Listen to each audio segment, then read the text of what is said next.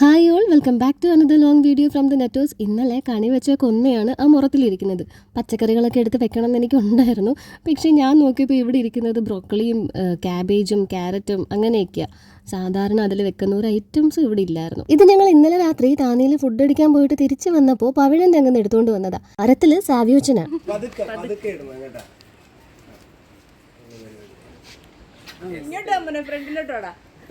പിന്നെ വീട്ടിന്റെ ഹോളല്ലേ, ഫ്രണ്ടിലോട്ട് കിച്ചണിലോട്ട് പോകുന്നു. പവിഴന് കണി കാണാനായിട്ട് കുറച്ച് മരത്തേൽ നിർത്തിയിട്ട് ഞങ്ങൾക്ക് കയ്യിൽ കിട്ടിയതൊക്കെ പറക്കി ഞങ്ങൾ ഇങ്ങ് വീട്ടിലേക്ക് പോരുന്നു. വിലക്കാണെങ്കിൽ ഒരു സ്ട്രാൻഡിന് 10 രൂപ വെച്ചെങ്ങാണ്ട ഇത് പൂക്കടയിൽ വിറ്റോണ്ടിരുന്നത്. എന്തായാലും 3 വീട്ടിലേക്കുള്ളതുമായി. കണ്ണന് കണി കാണാൻ വീട്ടിലേക്കും, റോബിനളിന്റെ പുതിയ വീട്ടിലേക്കും, പിന്നെ ഇവിടത്തേക്കും. അയ്യോ, കഴിഞ്ഞ ഷോർട്സ് വീഡിയോയിൽ കൂടുതൽ കമന്റും ചേച്ചി എന്തിനാ വീട് മറന്ന്, ചേച്ചി എന്തിനാ.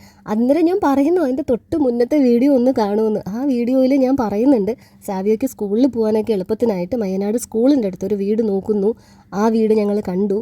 അവസാനം ഇവിടെ വന്നെത്തി. ഇതിന് നാളെ വൃത്തിയാക്കണം എന്നും പറഞ്ഞിട്ടാണ് ആ വീഡിയോ നിൽക്കുന്നത് തന്നെ. പക്ഷേ എന്നിട്ടും എല്ലാ വീഡിയോസും കണ്ടിട്ടും വീട് മാറുന്നതിനെ കുറിച്ചുള്ള വീഡിയോ കണ്ടില്ല എന്ന് പറയുമ്പോൾ എനിക്ക് സത്യം പറഞ്ഞാൽ ഒരു നഗ്ന സത്യം ഞാൻ മനസ്സിലാക്കുന്നു, വീഡിയോ മുഴുവനായിട്ട് കണ്ടിട്ടില്ല. എന്നിട്ട് ഞാൻ രാവിലത്തെ കോഫി അങ്ങിട്ടു. ഇപ്പോൾ പിന്നൊരു കമൻറ്റ് ഞാൻ കണ്ടു, ജോലി ഇല്ലാതിരുന്നിട്ട് എങ്ങനെയുണ്ടെന്ന്. എടാ, ആക്ച്വലി എനിക്ക് ജോലിയുണ്ട്. ഞാൻ അഫിലിയേറ്റ് പ്രോഗ്രാം ചെയ്യുന്നുണ്ട്. പിന്നെ ഈ പറഞ്ഞ കണക്ക് ഫിനാൻഷ്യൽ ഇൻഡിപെൻഡൻസ് അതും എനിക്കുണ്ട്. ഒരു പ്രൈവറ്റ് സ്കൂളിൽ എത്രയായിരിക്കും സാലറി മേടിക്കാൻ പറ്റുന്നതെന്ന് നിങ്ങൾക്ക് അറിയാമല്ലോ. അതും പോട്ടെ, ഇവിടുത്തെ സർക്കാർ സ്കൂളിലെ ടീച്ചേഴ്സ് എത്രയാണ് മേടിക്കുന്നത്, എത്ര വരെ മേടിക്കാം എന്നുള്ളതും എനിക്കറിയാം.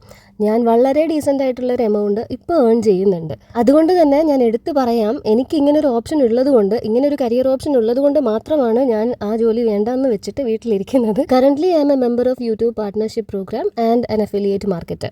അതുകൊണ്ട് എനിക്ക് ഒത്തിരി സ്ട്രെസ് എടുക്കാൻ വയ്യാത്തതുകൊണ്ടും എനിക്ക് വേണ്ടി സമയത്തിനും വേണ്ടിയിട്ട് ഞാൻ ജോലി നിർത്തുന്നു എന്ന് പറഞ്ഞത് യാതൊരു കാരണവശാലും നിങ്ങൾക്ക് ജോലി നിർത്തി വെറുതെ വീട്ടിലിരിക്കാനുള്ളൊരു പ്രചോദനമായിട്ട് എടുക്കരുത്.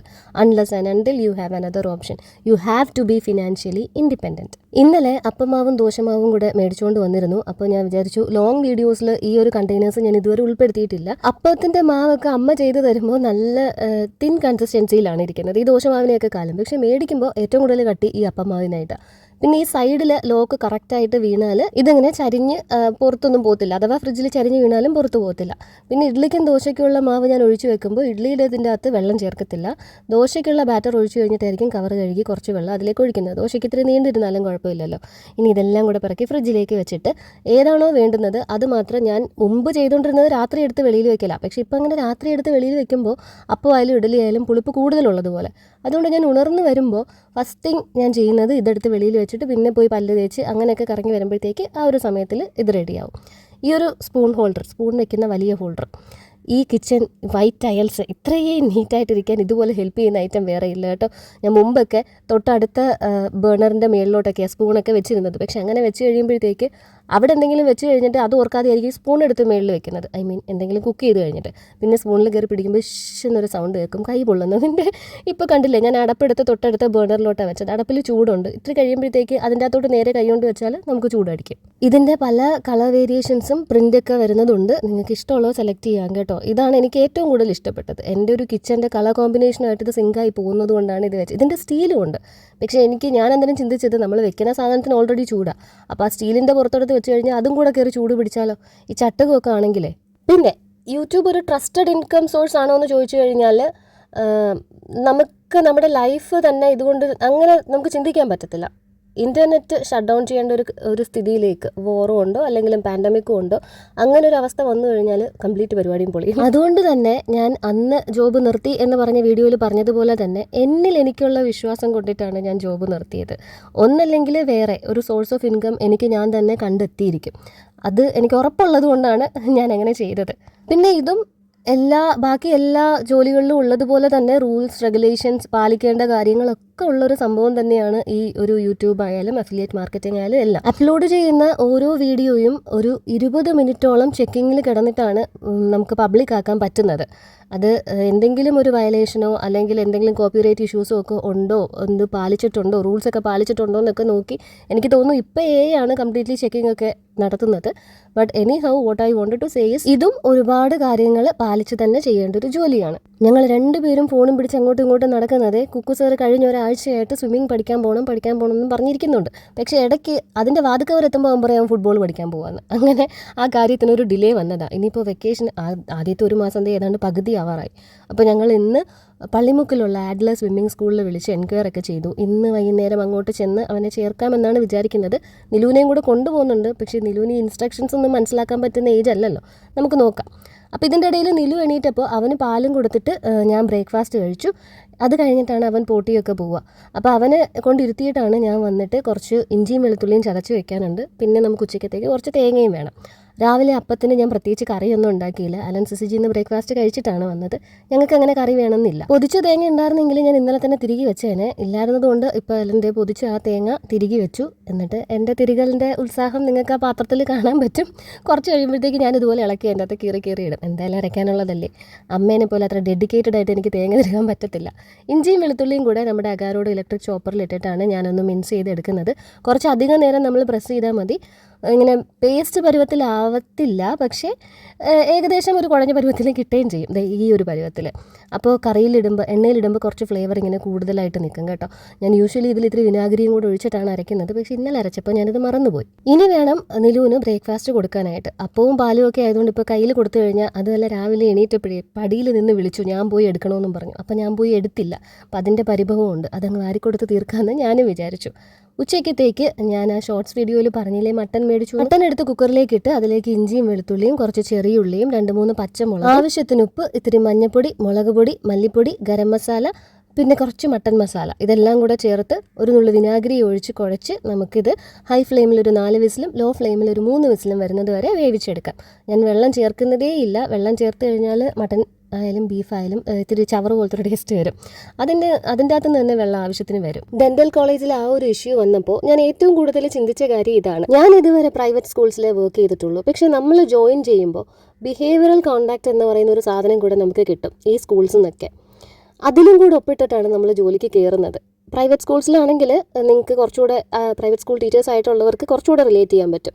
എന്ത് ഭാഷ ഉപയോഗിക്കണം, എങ്ങനെ സംസാരിക്കണം എന്നുള്ളതൊക്കെ നമുക്ക് ക്ലിയർ കട്ടായിട്ട് അവിടെ നിന്ന് ഇൻസ്ട്രക്ഷൻസ് വരും. അതനുസരിച്ചായിരിക്കും നമ്മൾ പോകുന്നത്. ഈ പറഞ്ഞ രീതിയിൽ ആ കുട്ടീനെ അധിക്ഷേപിച്ച മാതിരി സംസാരിക്കാനോ അല്ലെങ്കിൽ അങ്ങനെയൊക്കെ ചെയ്യാനായിട്ട് നാക്ക് പൊങ്ങുന്നതിന് മുമ്പേ ഒപ്പിട്ട് കൊടുത്ത പേപ്പേഴ്സിലെ വരികൾ തലയിൽ കൂടി ഇങ്ങനെ ഓടും.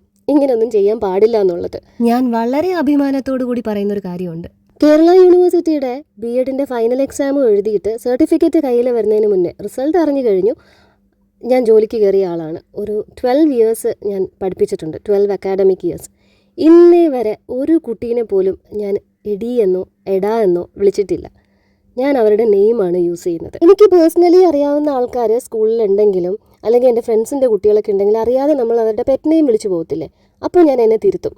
അതങ്ങനെ വിളിക്കാതിരിക്കാൻ ശ്രമിക്കും. കാരണം മറ്റൊരു കുട്ടിക്ക് തോന്നരുത് ഈ ഒരു കുട്ടിയോട് ഞാൻ കുറച്ചുകൂടെ അറ്റാച്ച്ഡ് ആണെന്ന്, എനിക്കല്ലെങ്കിൽ ഇന്നൊരു കുട്ടിയോട് സ്നേഹം കൂടുതലാണെന്ന് വേറൊരാൾക്ക് തോന്നരുത് എന്നുള്ളതും എനിക്ക് നിർബന്ധം ഉണ്ടായിരുന്നു. അരി തിളപ്പിക്കാൻ വെച്ചു. അപ്പുറത്തെ മട്ടൻ വേവുന്നതിൻ്റെ ഇടയിൽ നമുക്ക് അവിയലിനുള്ള കുറച്ച് പച്ചക്കറികൾ നന്നാക്കിയെടുക്കാം. ബാക്ക് ടു ദ വിഷയം. ഈ എയ്ഡഡ് സ്കൂൾസ് ഫോളോ ചെയ്യുന്ന ബിഹേവിയറൽ കോണ്ടാക്റ്റും ഗവൺമെൻറ് സ്കൂൾസ് ഫോളോ ചെയ്യുന്ന ബിഹേവിയറൽ കോണ്ടാക്റ്റും സിൻസ് ആ ഒരു ഡെന്റൽ കോളേജ് പ്രൈവറ്റൈസ്ഡ് ആണെന്നാണ് എനിക്ക് തോന്നുന്നത്. അതിപ്പോൾ എന്ത് തന്നെയായാലും Kerala government servants conduct rule 1960 plus Kerala education rules KER 1959 പ്രകാരം വെദർ ഇൻസ്റ്റിറ്റ്യൂഷൻ ഗവൺമെൻറ് ആണെങ്കിലും പ്രൈവറ്റ് ആണെങ്കിലും ടീച്ചേഴ്സ് ഫോളോ ചെയ്യേണ്ട standards of integrity, devotion, professional behaviour including how to act on social media, അതിനൊക്കെ റൂൾസ് ഉണ്ട്. ഇനിയിപ്പോൾ ഈ പറയാൻ പോകുന്ന ആൾക്കാരൊക്കെ പറയുന്നത് അത് ലോൺ ആപ്പിൽ നിന്ന് എടുത്തത് കൊണ്ടാണ് ആ കുട്ടി അങ്ങനെ ചെയ്തത്, അങ്ങനെ ഇങ്ങനെയൊക്കെ ആയിരിക്കും. പക്ഷേ ഉള്ളിൻ്റെ ഉള്ളിൽ ഇതിനൊക്കെ അറിയാമല്ലോ. ഞാൻ പറഞ്ഞിട്ടുള്ള എന്ത് കാര്യമായിരിക്കും ആ ഒരു മൊമെൻറ്റിലേക്ക് ആ കുട്ടീനെ എത്തിക്കുന്ന ബാക്കി പല കാര്യങ്ങളുടെ കൂടെ. ചിലപ്പോൾ അതായിരിക്കാം മുന്നിൽ, അല്ലെങ്കിൽ ബാക്കിയുള്ള കാര്യങ്ങളുടെ കൂടെ ഇതും കൂടെ എന്നുള്ള രീതിയിലായിരിക്കും. ഈ മനസ്സാക്ഷിയും വെച്ചുകൊണ്ടൊക്കെ നിങ്ങൾക്ക് എങ്ങനെ പറ്റുന്നു? എന്തായാലും അന്വേഷണം നടക്കുന്നുണ്ട്. ഞാൻ ഇന്ന് നോക്കിയപ്പോഴത്തേക്ക് 2 അധ്യാപകരെയും സസ്പെൻഡ് ചെയ്തു എന്നാണ് കണ്ടത്. മട്ടൻ വെന്തു. ഞാനിപ്പോൾ അവിയലിന് താളിച്ചൊന്നും ഇടുന്നില്ല, കുറച്ച് വെളിച്ചെണ്ണ ഒഴിക്കാമെന്നാണ് വിചാരിക്കുന്നത് മേലെ കൂടെ. ഇനി നമുക്ക് സവാളയൊന്ന് ബ്രൗൺ കളറാക്കി എടുക്കണം മട്ടൻ കറിക്കായിട്ട്. ആ ഒരു ഗ്യാപ്പിൽ ഞാൻ അവിയലിനുള്ള തേങ്ങയെ അരച്ചെടുത്തു, മോരിനുള്ളതും അരച്ചു വെച്ചു. അവിയലിൻ്റെ പച്ചക്കറികൾ വേവുമ്പോൾ ഈ അരച്ച് വെച്ച കൂട്ട് അതിലേക്ക് ചേർത്ത് കൊടുത്ത് നന്നായിട്ട് ഇളക്കി 1 മിനിറ്റും കൂടെ ഒന്ന് അടച്ച് വെച്ച് ഒന്ന് ബ്ലെൻഡ് ആവാനായിട്ട് കുക്ക് ചെയ്തിട്ട് മേലെ നമുക്ക് പച്ച വെളിച്ചെണ്ണ ഒഴിച്ചു കൊടുക്കാം. മോര് പിന്നീട് താളിക്കാനുള്ള മടി കൊണ്ട് ഞാൻ ആദ്യം തന്നെ പാത്രം വെച്ച് താളിച്ചൊഴിച്ചിട്ടാണ് മോരിന് മിക്സിയിൽ അടിച്ചത് അതിൻ്റെ അകത്തേക്ക് ചേർത്ത് കൊടുക്കുന്നത്. ഇത് രണ്ടും കഴിയുമ്പോഴേക്ക് നമ്മുടെ സവാള ഏതാണ്ട് കറിക്ക് റെഡിയാവുന്ന പരുവത്തിലേക്ക് എത്തിയിട്ടുണ്ടാവും.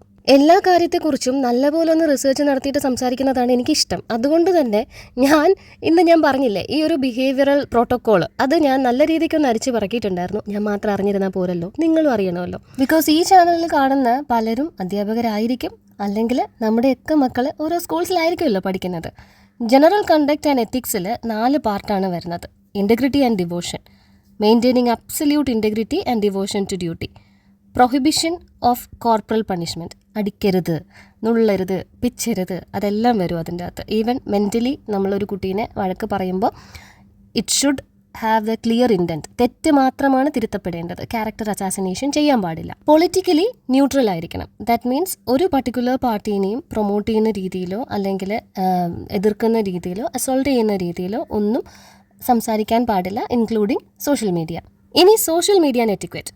Teachers must not post or comment on social media in a way that mocks, humiliates or defames another person. It is a big no to cyberbullying. ഇപ്പോൾ ഞാൻ ഈ പറഞ്ഞതൊക്കെ behavioural protocol of A government teacher in Kerala എന്ന് അടിച്ചു നോക്കിയാൽ നിങ്ങൾക്ക് തന്നെ കാണാം. അപ്പോൾ ഇതിന്റെ കോൺസിക്വൻസസിലേക്ക് നമുക്ക് പിന്നീട് വരാം.